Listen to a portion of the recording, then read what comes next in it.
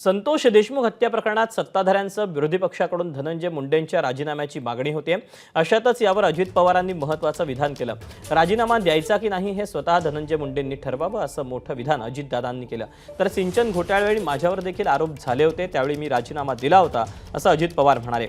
दरम्यान पुरावा नसेल म्हणून धनंजय मुंडेंनी राजीनामा दिला नसेल असं उत्तर देखील अजित पवारांनी या दरम्यान दिलं।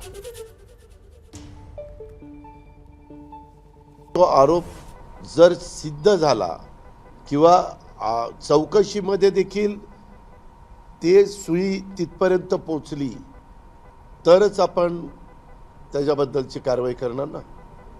काही जण आता तुम्ही प्रश्न विचारला, मग अजित पवार पाठीमागं 2010च्या का 11च्या दरम्यान तुमच्यावर सिंचनाच्या बद्दलचे जे आरोप झाले त्यावेळेस तुम्ही स्वतः राजीनामा दिला।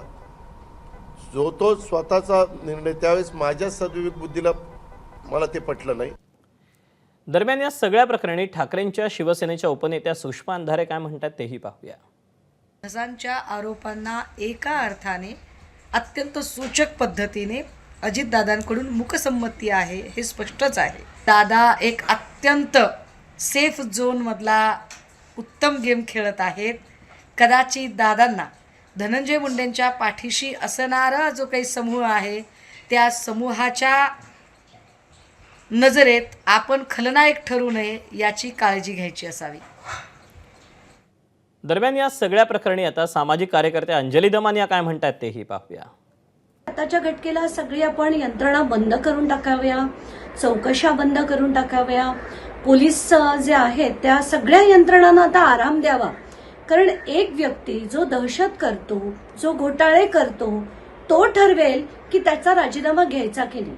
त्याचा पक्ष नाही ठरवणार, मुख्यमंत्री नाही ठरवणार, मंत्रिपदाचा राजीनामा त्यांनी द्यायचा की नाही आता तो व्यक्ती ठरवणार। म्हणजे हे तर कमालीचं स्टेटमेंट झालं।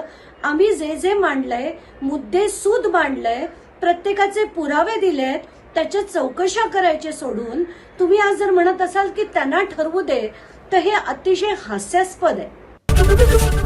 एबीपी माझा, उघडा डोळे बघा नीट।